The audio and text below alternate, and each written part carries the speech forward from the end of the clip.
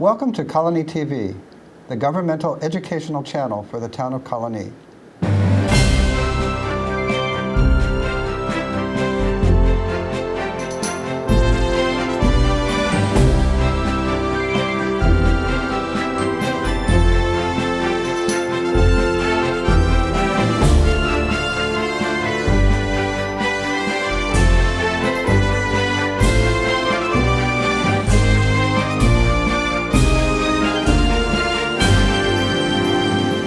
All right, well, welcome to Getting to Know You. My name is Joe Nash. Today we're speaking with Jonathan Duda.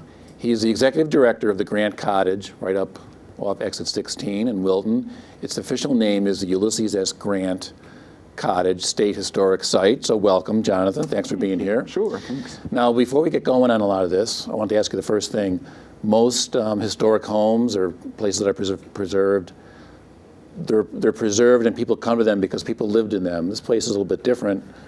It's actually known for someone actually died there, and Ulysses S. Grant was only there for the last 6 weeks of his life. So it's a little bit. Why don't we start there? That I don't know how many homes are preserved because it's a place where someone died as opposed to. True, yes. And, when people hear where I work, they go, really, is it creepy there? And always one of the first things that we get asked is, oh, is there a ghost here? Yeah. And so. Yes, that's true. When people hear about it, it's just the last 6 weeks of his life. He was brought up there in the year 1885. He was very sick when he. He was very sick. Yes, he was diagnosed with throat cancer at the time, cancer of the tongue and the throat, and he was just not in a good condition. He was trying to struggle by completing his memoirs, and with the New York City, he was living in Manhattan at that time. And during, you can just imagine 19th century medicine. Yeah, medicine, the air quality is the summer that just not good for someone with problems with the throat. So he had the opportunity to come up to the Grant Cottage. It's on Mount McGregor, which is located right off of exit 16 of the Northway. And he was connected there by his doctor at the time. His doctor had known the owners of the mountain and the hotel. There was this grand hotel there called the Hotel Balmoral. That it was a very popular vacation spot for people then. This is amazing view, which is still there now, called the Eastern Overlook. It's Grant's last view. So people would come up there and just spend a Sunday picnic, and this fellow, W.J. Arkell, decided to build this. He was a businessman, and he decided to get in on this hotel that was built on top of the mountain. And Arkell is from also the Harry Arkells of the Arkell Museum out there. Yes. So whole connection there too. So they had heard that Grant was in not so good shape, and I was kind of joke on my tour when I give tours of the cottage that I would have liked to have been a fly on the wall during that conversation, because you figure these guys are saying that thing, well, he's really on his way out, and if he comes up here and if he happens to die here, we have ourselves a shrine, and we have a great spot up on the mountain here for people to stay. So yes, that was how he made it up there. Well, I'll just be telling people as we're talking, you're going to be seeing some pictures on the screen of what we're talking about, both old and new. Now, you were alluding to how we got up there. I guess there's a lot of stories from the website, some little research I did. There's many stories behind how he ended up, like you're saying, getting up there, some of his financial difficulties, and why don't you talk about how he ended up there, not just the sickness, but some of his financial difficulties and the memoirs. And yes, well, you would think, okay, Ulysses S. Grant, he was our 18th president, and he was the savior of the Union, this well-accomplished man. But as you start to learn a little bit more about his life, you realize his presidency wasn't at the top of all the presidencies. It's known for many scandals. Yes, and just even pre-Civil War, all the different endeavors that he had tried, everything from farming to clerking in stores, and just all these things, just one after another, failure after failure. Where he really did shine was on the battlefield and strategizing, and he's a great horseman as well. But yes, the final real kicker for him was his son was involved in a firm down on Wall Street called the Grant and Ward firm, and this is Ulysses Jr. and the Grant and Ward is his son. It's his son, Okay, correct. And it was essentially almost like the Madoff scheme of the time. Yes, it was. Ward had taken off with the investments, and Ulysses Jr. had the family invest in it, and it was just completely unknown to them. And of course, Ward was caught and put away, but Ulysses Jr. and Sr., of course, they were innocent of it. So, but he did. I think I read he did sign things. I mean, he was liable for some things, wasn't he? Or? Yes. Well, just in terms of whatever money he invested in, just poof, it was gone. So he's essentially, at this point, he's essentially broke. Broke is, yeah. And had he started writing his memoirs?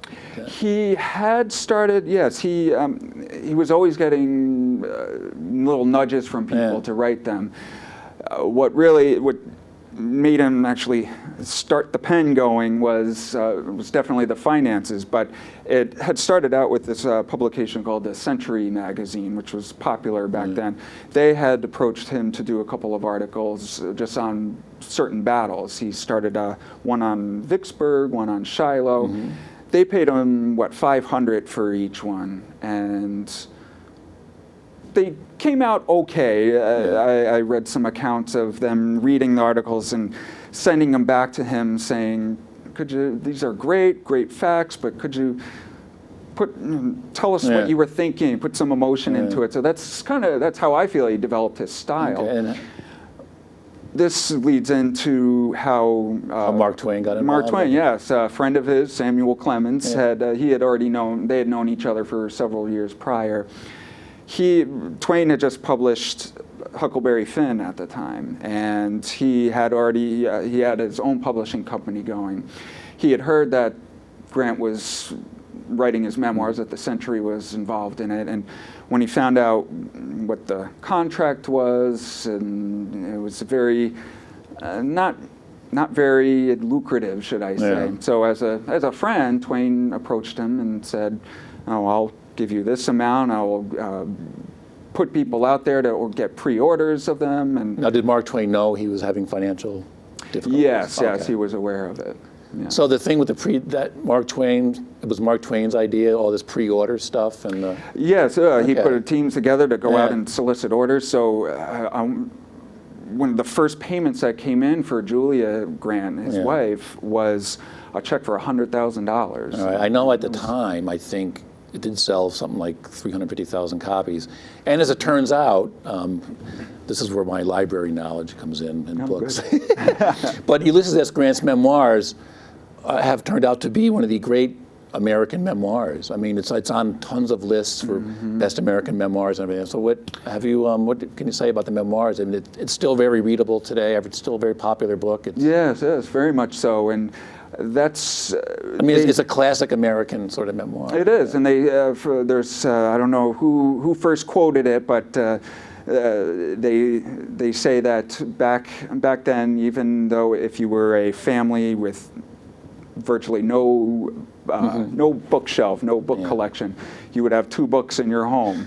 One would be the Bible, the other would be Grant's memoirs. And when people read them, it's surprising how well they flow along. And so that's where, and I get on my tours from a lot of visitors, a lot of skeptical looks. Like they look at the picture of Twain up on the wall there, and then they hear how good, and they say, well, how much of a hand did he actually have in writing them? And so there's a lot of little controversy under it, and that kind of goes back to what I was saying about the Century magazine, is that just me personally, I feel that when they were giving him feedback, and that helped him develop his writing style. But his son, Fred, his other son, Fred, he had 3 sons.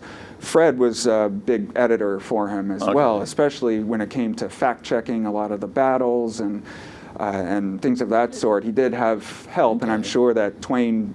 Now, is there some controversy that he perhaps got some help in writing, or? That's as people come on tours, I get asked that question all the time, and And there's he definitely had help with the editing, but in terms of the actual writing, it's known that he sat there and just wrote. Yes. All right. So now we should get to the cottage. But this story, all this stuff is always very interesting and fascinating. Oh, yeah. So how far along when he got up there to it wasn't called the Grand Cottage then actually, but how far along was he in the memoirs? Was he almost done? He only lived there 6 weeks. Correct. Yeah. So was he close to finishing? He was pretty close to finish. Yes, he had started, of course, piecing together 1884, and so he had a lot accomplished by that time. He did, of course, a lot of the main edits there. Right when you walk in the cottage, that is the office, is what we call it, and that's where Twain and Fred spent time with him, doing the. So Mark Twain actually went up there. Yes. Oh, yes. He spent some time there, right by his side, and headed back down to New York City. Okay. So now I think we sometimes forget what a big hero he was in the Civil War and an ex-president. When he was up there for those 6 weeks. Did the people in the area, did everyone know he was, was it, I think I read somewhere when he was there, did it turn into like a tourist attraction when he was there? Very much so. It's very shocking too when you're standing there on the porch and you're looking up at where the Balmoral Hotel was. It was right smack there, and you would have been able to see pretty much people walking on the veranda of the of it. And he was known to just sit on the porch and be known to sit on the porch. No Secret Service agents with little mics with them or anything. He had one guard that spent some time. Sam Willett was his name, and he spent his time in a tent in back of the cottage. There's one picture of him that we have on our display board there right before you do the tour, and that was it. That was his Secret Service, and so it was well known. And there are a few little stories about just people coming out, just maybe tip his hat to them, but he was just by this time, so unable to speak. He would only be able to whisper things, and also he communicated mostly by that time just by writing notes. And when you go in, when you're standing in that office, there's a display case with a few of his original handwritten notes that are there. Yes. Now, one thing about the Grand Cottage that I've read, not on your website, but in other contexts in my other readings, as far as being preserved as it was at that time, this place really is known for, it's almost like after he died, they closed the door and everything was almost exactly as it was. It's kind of known for it being exactly like it was, isn't it not? Exactly. Well, definitely. That's one of the most remarkable things when you go up there. And we'll be seeing some pictures as you're... Exactly. Yes, and there's a few pictures that we actually have on the tour that are there, and you look at the picture and you look up, and things are still sitting there to this day. And a lot of things are in the same exact spot. Same exact spot. And when the visitors ask me, they look at me and say, "Well, I've been to Mount Vernon and I've been to this place and that," and they put replicas in. How are you able to keep all this? And that's where we can go into essentially the moment that he died. We always had caretakers there. The organization that first took it over was called the Grand Army of the Republic, and it was the Association of Union Veterans. And so they had taken it over, and we had one fella who... there was caretakers for like 100 years or so. Correct, yes. And then it was taken over by the state runs it now? Then the state, yes. Okay. Then the state had taken it over, and they run it to this day. They run the actual physical structure, whereas the Friends of the Grand Cottage is the nonprofit that formed just 20 years ago this year. This is our 20th year, and we work in great partnership with them, and I'm pretty proud to say that we're one of the very few New York State historic sites that operates without a state employee present. It's all run, our tours are done by volunteer tour guides, and then we just have a few part-time paid staff through the Friends of Grand Cottage. But getting back to the state of the house, it's almost, when people see the pictures, it's not very, it doesn't look like a museum or anything. It really looks like... It's as though you just walk right into the house. And how close can people get to people are going to be seeing pictures of can people go, they can't walk around, can they? They're walking right in. There's one spot that is chained off that you have to stand behind the change, and it's a good reason is because it's original flower displays. Well, I was going to ask you, the funeral flower displays are, how are they preserved? You can see, we have some pictures of it. What? Yes, they were, from what we understand, it was almost like a spray wax type that they put on there. And when you can get pretty close and you look, they're as dry can be, faded away, and you can tell there's a black and white photo sitting on the table in front. You can see the contrast in the photo that time has definitely taken its toll on it. But that's it. I mean, I love looking at people's facial expressions when they're standing there and just, whoa. And now the funeral was up up there in There was Wilton? a service there on the porch in July. He died July 23rd, 1885, and August 4th was the actual service there. And then they took him by train down to New York City, where the big funeral was actually took place, and procession down Broadway, I believe it was Broadway in Manhattan, and it was one of the largest funeral processions ever during that time. Yes. Well, people that come to the house, what are you've mentioned some of the reactions. What are some of the other things people say about it? I mean, is it different because people are visiting a house someone died in, as opposed to, Thomas Jefferson lived here or something? Yes, exactly. Well, definitely, I think it is. That's a concern for when they get into the actual room that he died in. The bed that he died in is still there, and they stand there. There's a clock on top of the mantle that his son Fred, and the minute that he died, his son Fred walked over and stopped the clock, and it's still there, 8:08 to this day. And so that's another jaw dropper for the visitors. They look at that clock, and that was a common Victorian tradition back in the day. Oh, to turn the clock. Oh, I didn't know that. To stop the clock, yes, it brought good fortune to the rest of the family, and a little superstition that they had. But it's also just the fact that everything is still just to this day there, and chairs, the wicker chairs that he sat on, and the two pieces of furniture that the family brought up, when they only brought 2 pieces of furniture with them from New York City on the train, actually, was these 2 big chairs that he sat in and slept in because he was so uncomfortable. Laying down for him it was choking for him. So he would sit there on these 2 chairs and write his memoirs there and sleep sitting up. Now, do many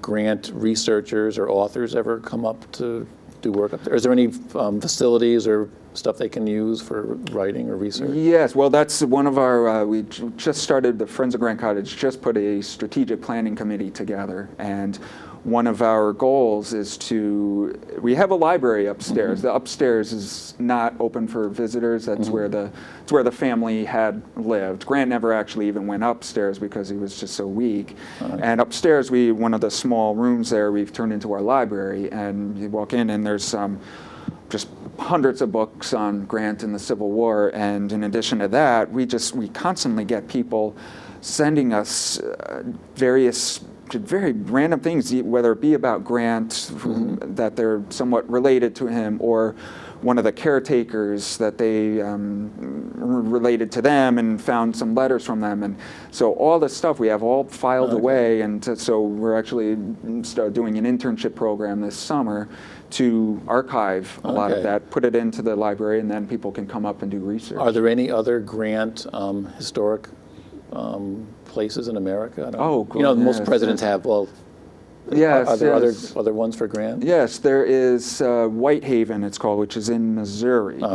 And that is Julia, his wife's homestead, and he had lived there for a while during his life.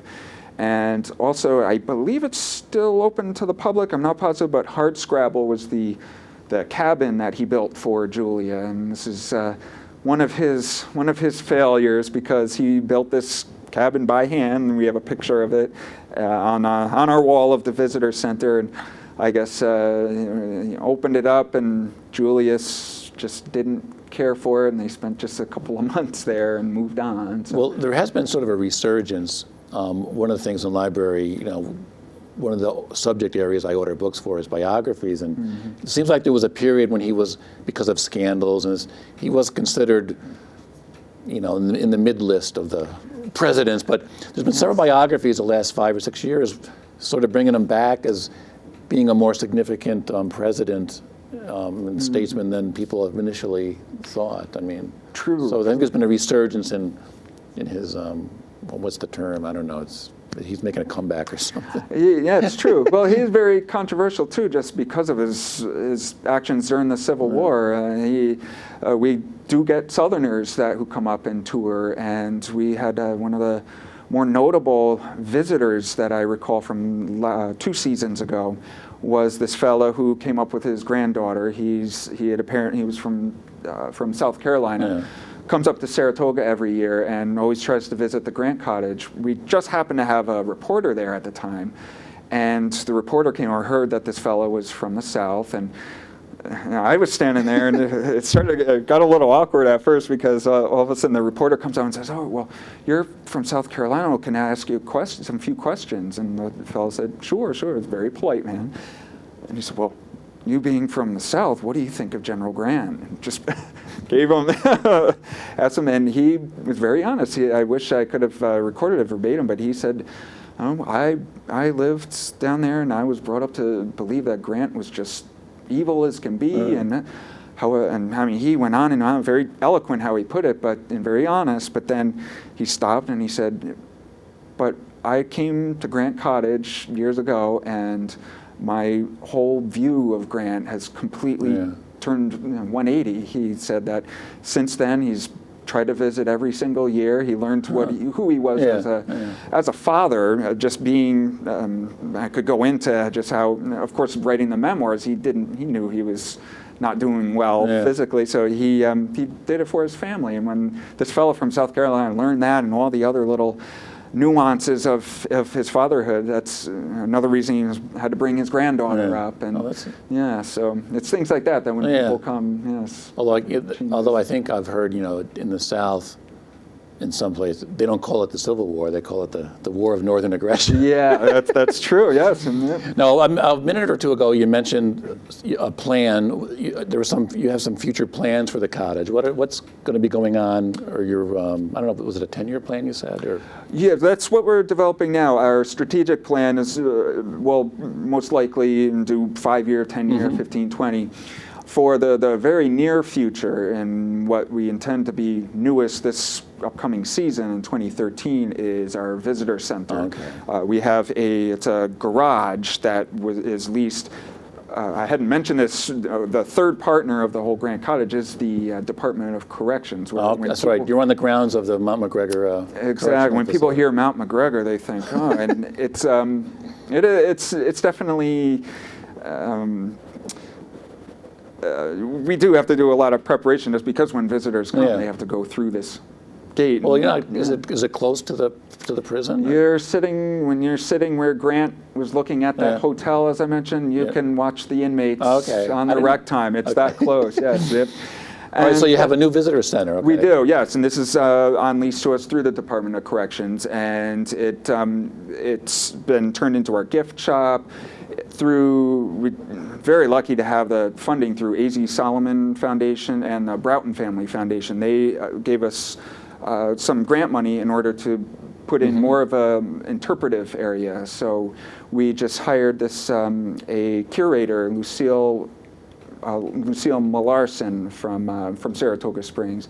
She's been working with us to put actual museum quality displays, and we're almost ready to go to print on them. Okay. We have a planning committee that is going along. So when the public comes in there in 2013, this whole new theater with displays and artifacts. Okay. So there'll be a museum, and then the cottage is up on the hill that they can stroll up. Now, in the immediate wake of when he died, the cottage became sort of this pilgrimage for Civil War veterans. Is that, Yeah, oh yes, very much so. And they had kept a visitor's log there over the years, that several of them, and those are all down in People's Island right now, just being preserved. We intend to have one of them.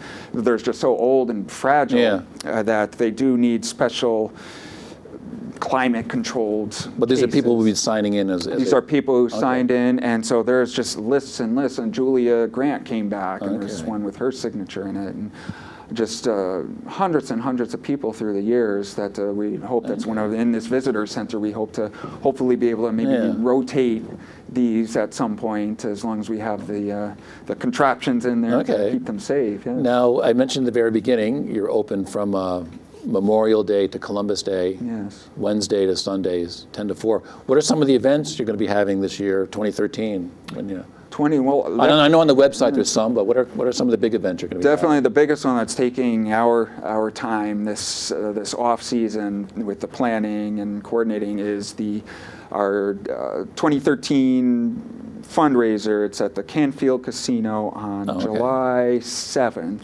I want to make sure I get the date. It's the Sunday right after the 4th of July. And we have the honor to have Ulysses Dietz Grant, who is, or might be Grant Dietz, he is a curator down at the Newark Museum, and he is the great-great-grandson of Ulysses Grant. And he'll be coming up to as our honored guest and to do a talk, and it's a fundraiser, so yes, we're hoping for as much support as we can get. At the actual, as I mentioned, that's at the Canfield Casino, and we run a large crowd for that. But we would, for more intimate lectures and things of that sort, reenactments, we do all those right there at the cottage on the porch. We have a whole porch chat series that goes every. What was that? Porch chat. Porch chat. Yes. Our different volunteer tour guides and speakers, they come up and they focus on whether it's some Grant, someone related to Grant, or someone related to the cottage.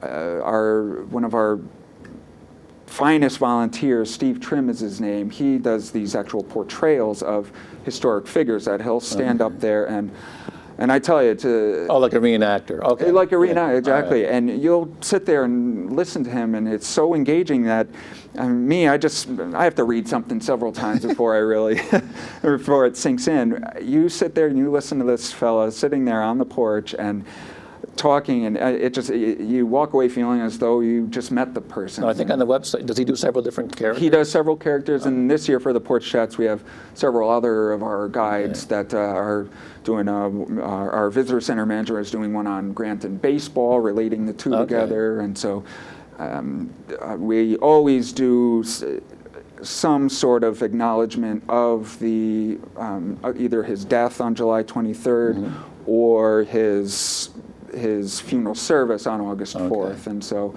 this year, I'm trying to remember, I think we're doing the flags at half-mast, which is around August 4th. We try to get them as close to the dates as possible. So on your website, now people can get involved with there's the Friends of the, why don't you tell us about how people can get involved if they want? Yeah, so that's what makes it so special is the Friends of Grant Cottage it was formed 20 years ago, and it's all voluntary, and it's our board of directors really does keep the place going through the year, and they it's a 501c3 nonprofit, so we're functioning by our memberships, by the admissions. We write grants and do fundraising, and so it was formed just because people back in early 80s, when the state wasn't quite sure what to do with the site. This was after the last caretaker? This was after the last caretaker had passed away, yes. She passed away in 1984, and the state was, well, we really can't hire someone to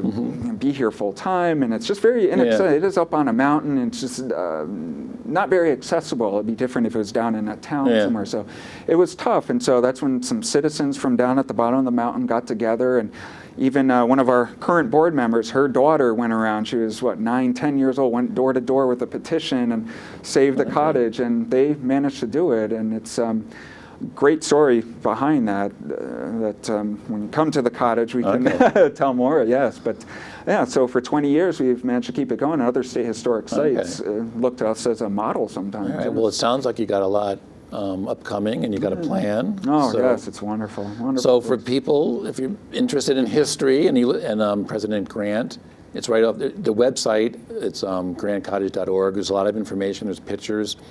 A lot of the events we just talked about, plus others this summer, 2013, all kinds of stuff. You can take tours.